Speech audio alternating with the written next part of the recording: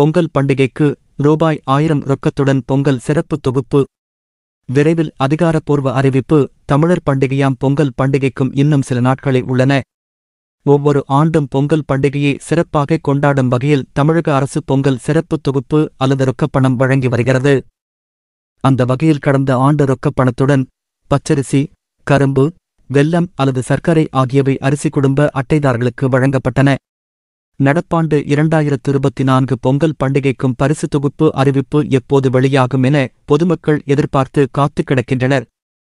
இந்நிலையில் ஏற்கனவே வடமாவட்டங்களான சென்னை, செங்கல்பட்டு, காஞ்சிபுரம், திருவள்ளூர் மாவட்டங்களில் கனமழை காரணமாக பெருவாரியான மக்கள் பாதிக்கப்பட்டனர்.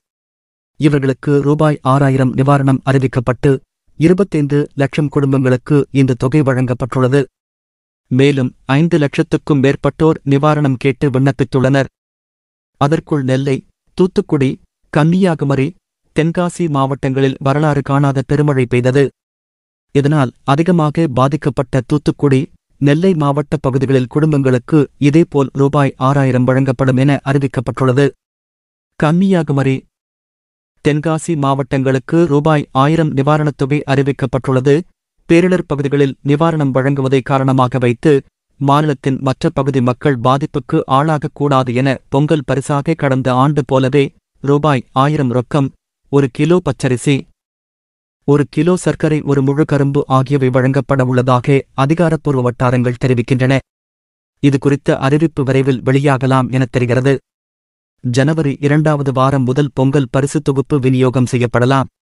அனைத்து அரிசி குடும்ப அட்டைதாரர்களுக்கும் 2023 பொங்கல் பரிசு தொகுப்பு வழங்கப்பட்டது. மகளிர் உரிமை தொகை திட்டம் தொடங்கப்பட்ட பிறகு வருமான வரி செலுத்துவோர், அரசு ஊழியர், கார் வைத்திருப்போர் இவர்களில் தகுதியான பயனாளிகளுக்கே மட்டுமே மாதம் ரூபாய் 1000 வழங்கப்பட்டு வருவது குறிப்பிடத்தக்கது. பொங்கல் பரிசு தொகுப்பு திட்டத்திலும் இதுபோன்ற கட்டுப்பாடுகள் விதிக்கப்படுமா என பொதுமக்களிடையே கேள்வி எழுந்துள்ளது. இந்த மாதிரி வரக்கூடிய செய்திகள் அனைத்தும் உடனுக்குடனே தெரிஞ்சுக்கணும் அப்படின்னா மறக்காமல் நம்ம சேனலை சப்ஸ்கிரைப் பண்ணிக்கங்க. கூடவே சைடில் இருக்கிற பெல் பட்டனை கிளிக் பண்ணிக்கோங்க.